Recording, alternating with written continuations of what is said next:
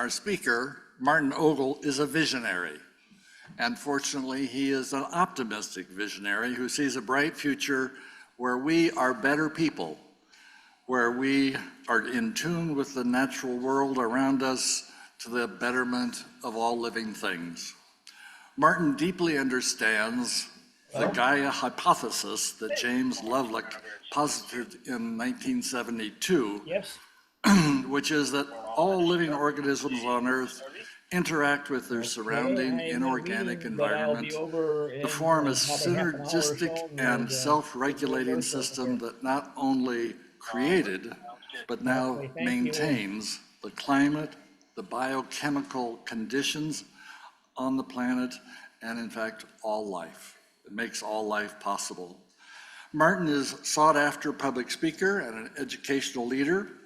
He created a company called All Careers, which helps Colorado high school students realize that regardless of the career they choose, they need to be knowledgeable in environmental sustainability, since all major organizations now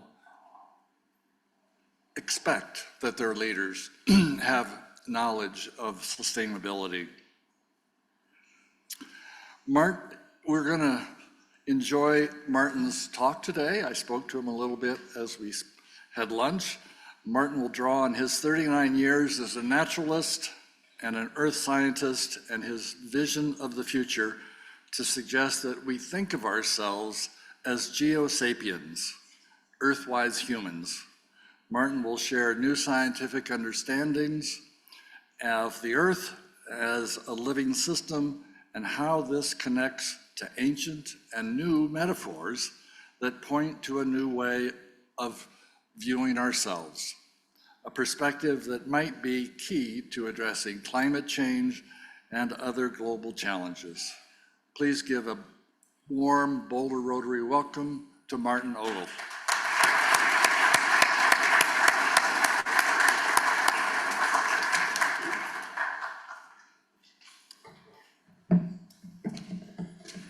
All right, well, I am very pleased to be here. Over the years, I've occasionally been the guest of Paul Jurdy, and I'm sorry that Paul can't be here today, but I appreciate being here with you all. And one time, I think I won your raffle. So I don't know if this is rigged or what, but but I really am also happy to be in the presence of Hunter Levens, who I came and saw here one time. And I then subsequently got to talk to her a few times, and I'm glad that you can be a part of this, Hunter. All right, well, you can read that for yourself.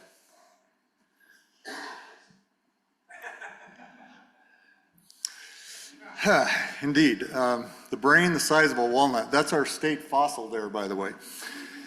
In a much less humorous way, I'm going to give my assessment of our predicament. So bear with me for about 30 seconds on this. In my opinion, human society is far, far out of balance with the living systems of Earth that support us.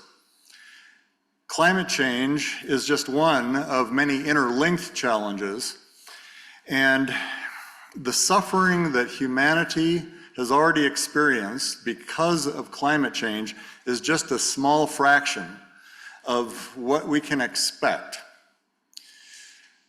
unless we can think of new ways of living our lives and essentially living with a new economy, designing and envision a new economy.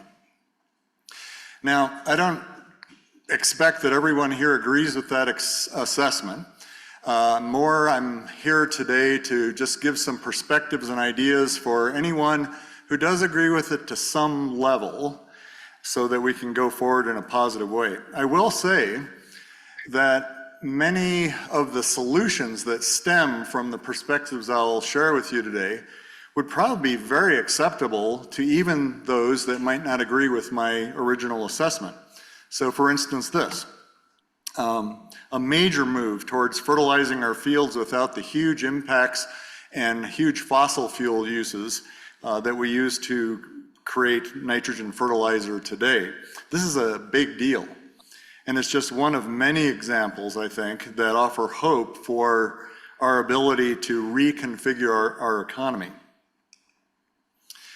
And I do ask, although our brains are larger than a walnut, what hard walnut shells are surrounding our thinking that don't allow us to see the solutions that are at hand? I think the first one is simply to think about the ways we think as being the primary limiting factors to our ability to move towards sustainability. Technologies are important, but the ways we think will guide those technologies, among other things. As Yogi Berra said, 90% of this game is 50% or is half mental. Just as he benefited from this positive outlook, I think that we need to have an idea that our minds are the most important thing going forward. So I'm going to share today with you a perspective on this idea. In the last 266 years, since Swedish botanist Linnaeus named our species, Homo sapiens, we have certainly learned a whole lot more about ourselves and about our planet. Since then, we've discovered, we've had huge geographic discoveries, we've had huge insights into our human nature. We've come to understand evolution and natural selection. We've undergone an industrial revolution. We invented the light bulb. And we found out just untold libraries more worth of information about ourselves and how we interrelate with a living planet. So a few examples. Did you know that half of the minerals on Earth wouldn't be here at all were it not for life? And that the developing idea of how life evolves is not just life evolving, but in this case they're saying that life and rocks co-evolve. But really this is 2016 and it's gone way beyond that. We now think of life and rocks and air and water and human beings all co-evolving as one single system together. And it's a good thing because since life started on this planet 3.8 plus billion years ago, our sun has increased its luminosity by 25%. But luckily, this living system over the eons has co-evolved in a way that limits the temperature to a much, much cooler level than it would otherwise be predicted to be, as high as 290 degrees Celsius, by the way. And some of you know of Jonathan Haidt and maybe read this book, but our new understandings of DNA and psychology and other related fields also tell us that it's not just our bodies that are seamlessly connected to the living system, it's our minds, it's the ways we think, our behavior, just as in any other organism on Earth. So this is why I think we need a new name for ourselves. Homo sapiens is outdated. I think we should replace it with Geo Sapiens. I offer this metaphor because it's a play on Homo sapiens, but it includes that word geo, which is the same word as G and the same word as Gaia. They all mean the Greek goddess of Earth. And then sapiens means wise, but it also means aware or discerning. So you put those together and we can become an earth-wise human that's wise to our relationship to life and through life as well. Oops, got ahead of myself there. By the way, the word Gaia was mentioned by Jim earlier, and it's become very well known in modern society because of James Lovelock's work, and I'll mention that a little later. So I think that this perspective alone could have a huge impact on our ability to open up and see new solutions to our predicament. But I will talk about 3 different ways that we can put this into action. And the first of these is in education. I think we need to vastly improve our environmental literacy all across society, but especially at the high school level.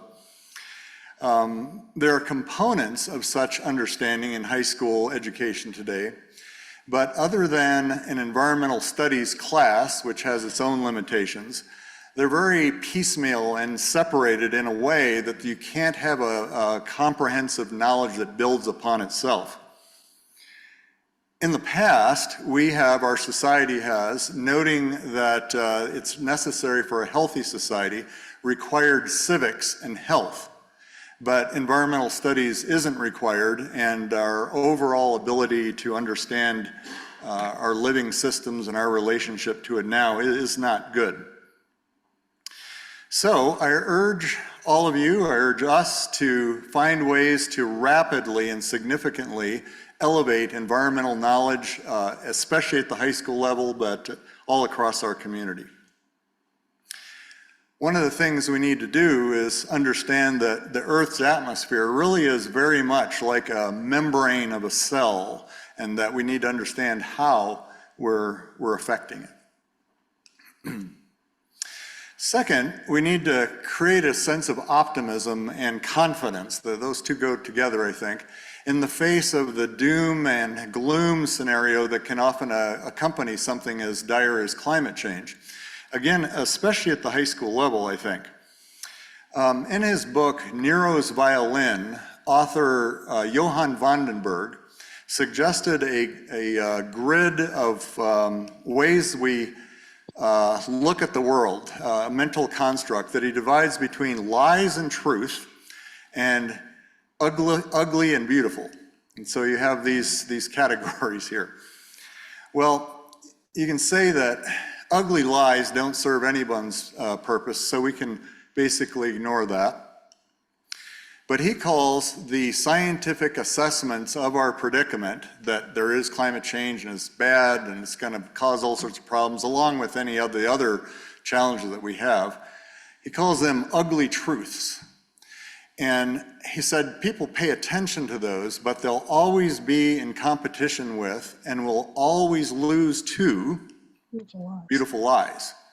That everything's fine, we've lived like this for a long time, we don't need to change, everything's good. And he says that it's the beautiful part of that appeals to our emotions, and that we will look at beautiful lies over ugly truths any day. So what are we going to do about that? We need to pay more attention to the beautiful truths and elevate them to the point that they start to supplant the beautiful lies and allow us to move forward. So what might be some of these beautiful truths?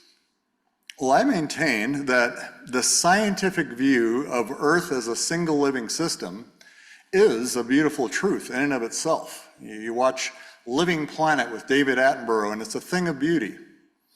But luckily, that's not all there is. We are also culturally a seamless continuum of a living planet. I put this symbol up here, it's the Roman symbol for Earth, up to focus our attention on the fact that symbols all around the world have this circle in 4 directions motif, and these capture the relationship between human beings and the rest of nature, or even in some cases, human beings and a living planet. Well, this is what made Václav Havel so interested in the Gaia principle. Back in 1994, he gave a talk at, can you imagine him at Freedom Hall in Philadelphia? He was awarded this medal. And he said that the Gaia hypothesis then was one of 2 reasons he had great optimism for the world. And he said that, well, why is this the case? He said that it reminds us in modern language, we have long suspected, I can't see that really well here, but I will read it for you, of what we have long projected into our forgotten myths and what perhaps has always lain dormant within us as archetypes. That the awareness of our being, that's the awareness of our being anchored in the earth and the universe, the awareness that we are not here alone, nor for ourselves alone. So this is important, and I wonder if we'll be able to face our challenges squarely, as certainly Havel was in his day with the situation in Europe, but then to move forward with optimism and a sense that we can solve these issues. All these metaphors and symbols that I just showed us tell us that all of our ancestors drew strength from that kind of an outlook. So then third, while we're upping our understanding and upping our optimism and sense of confidence, we need to then start simultaneously applying this to the world.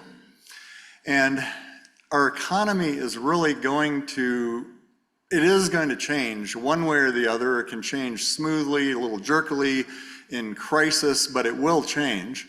And our best chance of making things smooth are if we understand these principles of life and apply them to the world, to the economy that we design and run. So I'm just gonna throw two things out here. Janine Benyus, you may know of this concept of biomimicry, and she says it's the conscious emulation of nature's genius. And so just as one, for instance, she says people have studied termite mounds in Africa and modeled the air patterns in that mound to create a skyscraper that uses 10% of the amount of energy that other skyscrapers of the similar type in Africa need to cool themselves.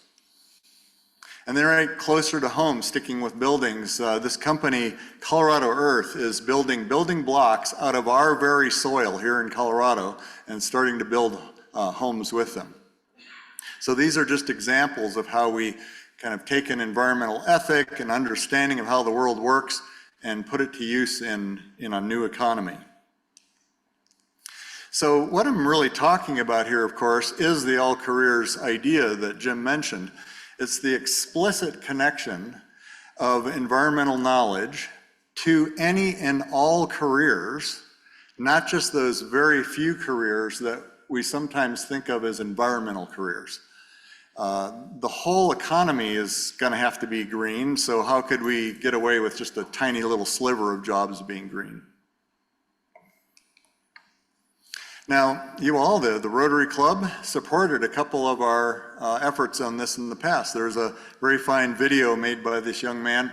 It's called Making a Living in a Life, Empowering Young People with an All Careers Approach. And then last year, you helped support our recognition ceremony for an All Careers contest that was held for students and teachers and educators alike. So I look forward to further such support from the Rotary Club and individual members, and again, kind of hope that we all can create this last part, especially together, and that is greening our economy, making it more sustainable, whatever we want to call it, through an actual and real understanding of how living systems work. How was lunch? Well, about 87, I think it was. I was living in Washington, D.C. area in Virginia, but I happened to be in Boulder, and I went into the Boulder bookstore, and there on the featured bookshelf, which is still there, was this book, Gaia, the Human Journey from Chaos to Cosmos. And the very first word in the very first paragraph in the foreword of this book said that it was a book of philosophy in the original sense of a search for wisdom for practical guidance in human affairs through understanding the natural order of the cosmos to which we belong. Well, that really is very much the same as what I'm trying to suggest here, Geo Sapiens, that we understand the world and then we proceed in our affairs accordingly. So I'll mention why it is that Gaia theory got its name, and it ties in with our metaphor, of course. Back in the 60s, James Lovelock worked for NASA, and they charged him with task of finding out whether or not there was life on Mars. And he came to the conclusion way back then that there was no life on Mars. But in considering how he was looking at that question, which was looking at the atmosphere of Mars, he suddenly came to the insight that he wasn't looking for life on a planet. He was looking for whether a planet was a living system. And he says the chance that life could persist for very long without a living system in play would be very, very tiny. So he came back to England, where he was from, after working with NASA, and a friend and neighbor was this gentleman, who you may not know by face, but you probably read his book. This is William Golding, who wrote Lord of the Flies. And Golding said, listening to Lovelock, that these were the most powerful ideas that he had ever heard, and that he suggested a powerful name, namely Gaia, the Greek goddess of Earth.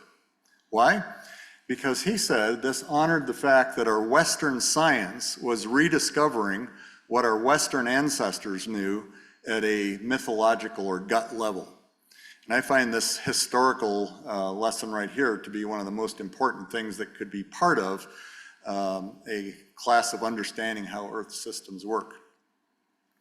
Well, he was given the Nobel Prize in Literature in 1983, and he came to that conference and he made a point of characterizing himself as an optimist. And in his acceptance speech, part of it reads, "Now we have been caught up to see our Earth, our mother, Gaia Mater, set like a jewel in space. We have no excuse now for supposing her riches inexhaustible, nor the area we have to live on limitless. We are the children of that great blue-white jewel. Through our mother, we are part of the solar system, and part of that through the whole universe. In the blazing poetry of the fact, we are now children of the stars."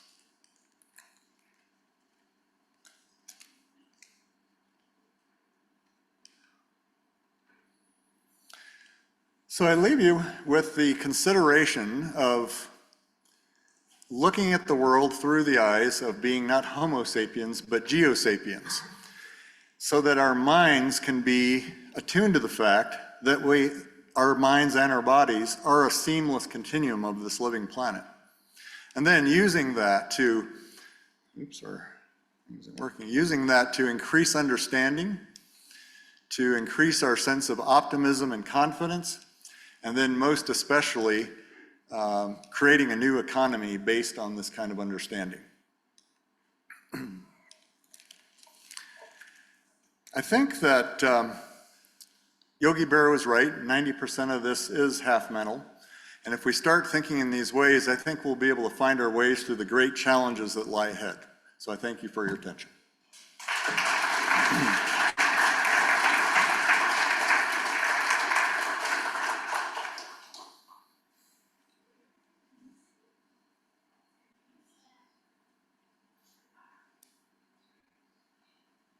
Martin, thank you, and happy World.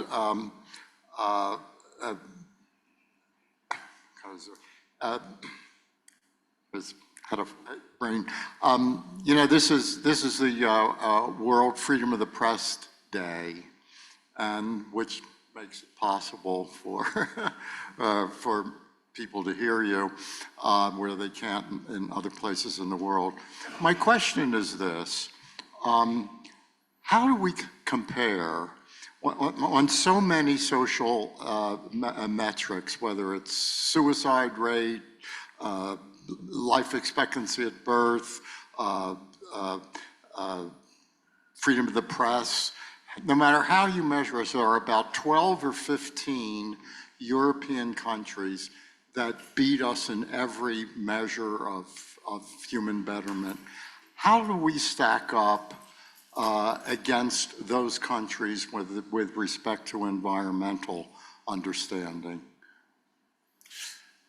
Well, I'd want to be careful in giving my opinion on that, just because I certainly can't consider myself an expert on that, although I have heard a lot of stats like that you're giving.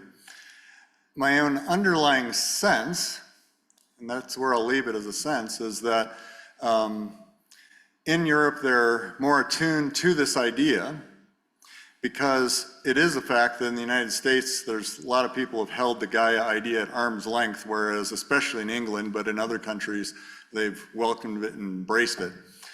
But the only concrete example I guess I could give is either Norway or Finland that has in their constitution that they have to work towards sustainability. And then their educational system is based on that. So folks can look up that and find out more about it, but I guess I don't feel too comfortable going beyond that in detail. Do we have any more questions in the room? Thank you.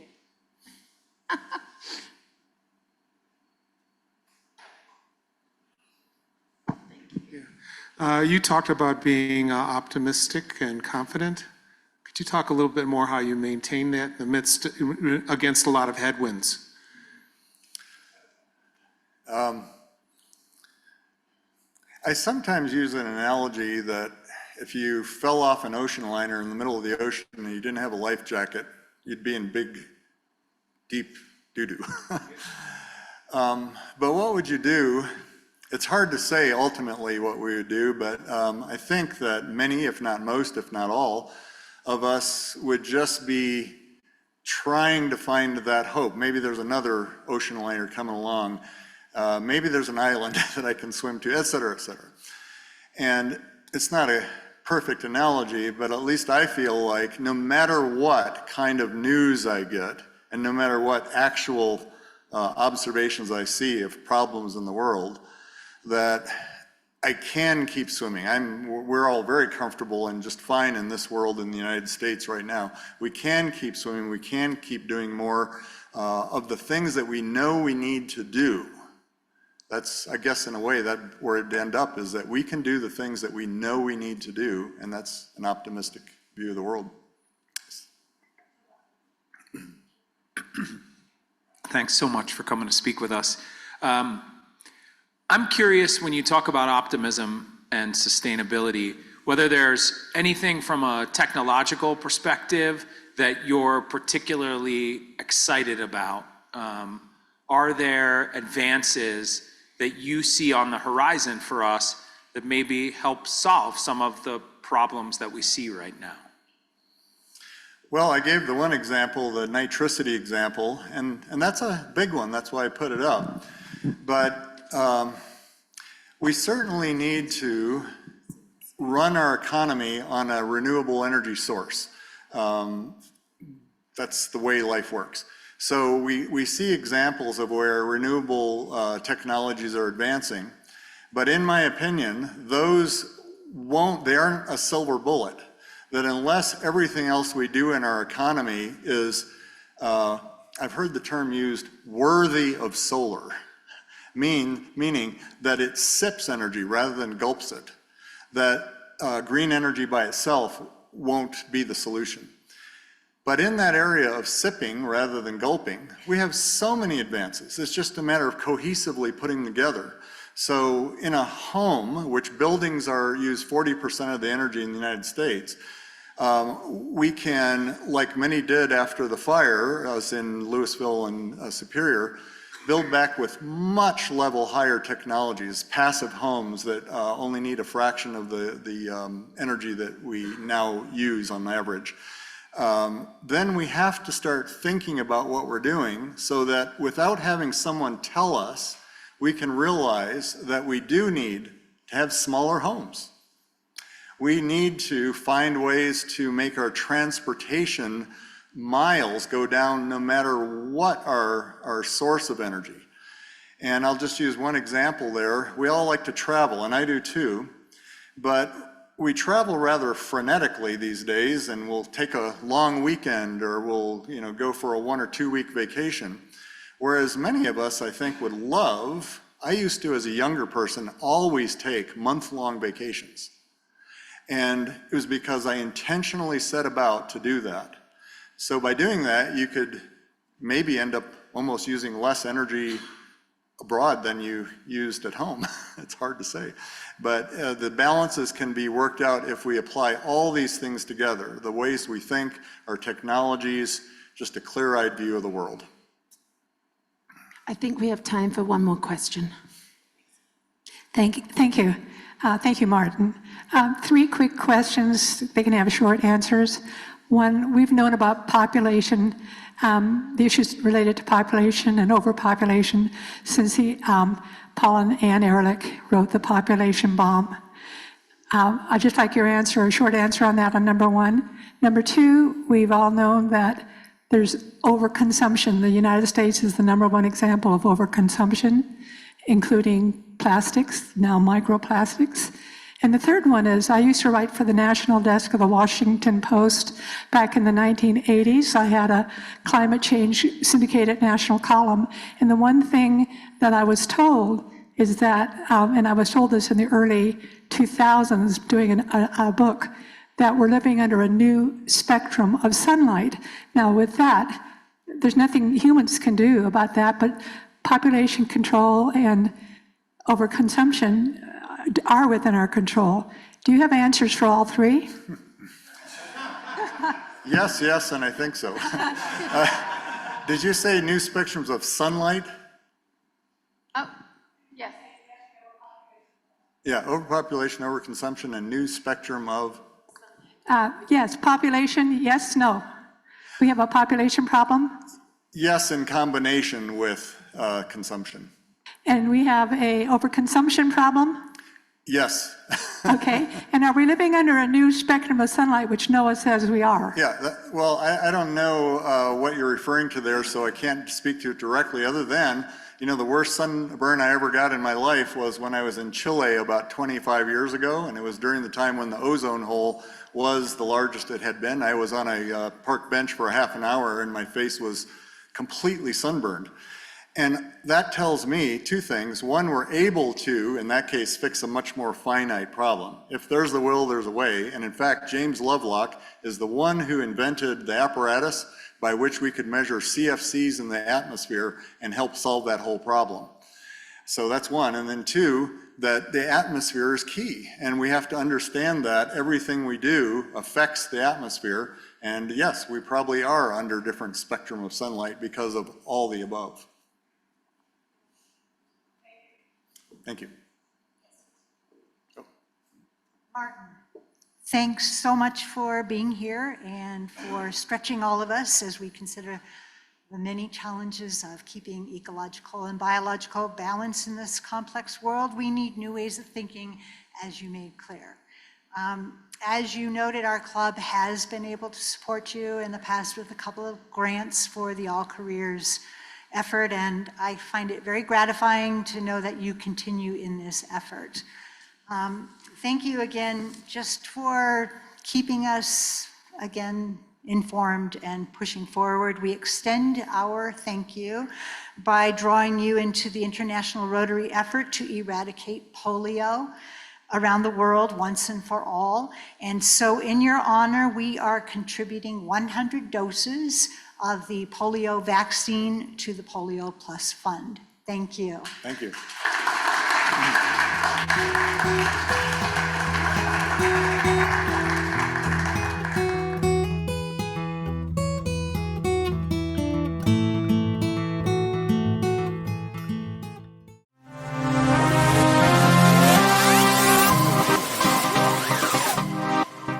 The next Red Badge meeting is right around the corner. Thursday, May 16th, 7:15 a.m. with a topic of club service. Come share a wonderful breakfast with your friends in a smaller group setting to learn about your fellow members and club. Now is a great time to mark your calendar for June and July breakfasts. Thursday, June 6th and Thursday, July 18th. Once again, the next Red Badge meeting for new members, their sponsors, and all Rotarians is Thursday, May 16th at 7:15 a.m., Buff Restaurant in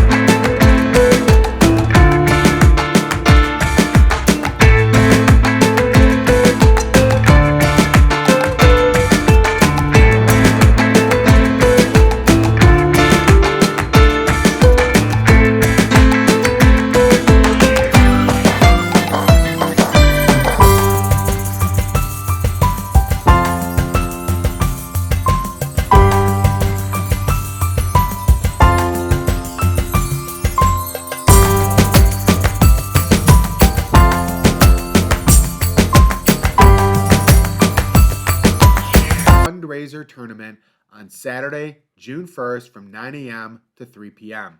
The charity is One Love, whose mission is to educate the children and empower the women of the Maasai people in northern Tanzania.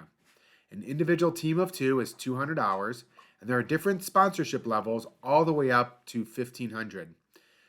Experienced pickleball players will have a tournament from 9:30 to 11:30 a.m., and the tournament for less experienced players is from 12:30 p.m. to 2:30 p.m. This will all take place at the Boulder Pickleball Center at 3550 Frontier Avenue. Saturday, June 1st, 9 a.m. to 3 p.m. For more information, contact Constance Holden or click on the QR code on the screen. On June 1st, you can help give our community the resources they need to prepare for wildfire and help delight all the young people who dream of being a firefighter or just hanging out and touching cool fire trucks. Rotary Wildfire Ready Committee needs volunteers to work at the awesome Touch a Truck event at the Louisville Rec Center, June 1st, 8 to 12 a.m. Talk to Jim Rolfes to volunteer for one of the most fun community events in our calendar.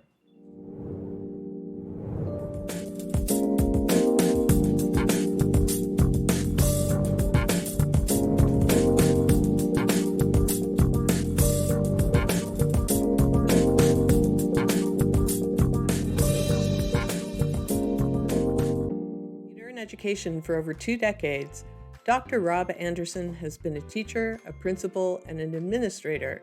He's also been the Boulder Valley School District Superintendent for the last 6 years. Throughout, Dr. Anderson has worked to create equitable education opportunities for all students. You can see this philosophy in the Boulder Valley School District Strategic Plan, All Together for All Students. Next Friday, Dr. Anderson will update Boulder Rotary Club on the progress toward reducing achievement gaps, increasing diversity, reducing suspensions, and empowering students for success after graduation. Don't miss the opportunity to hear from one of the people who has such a profound impact on our children's future. All together now. Have a great weekend.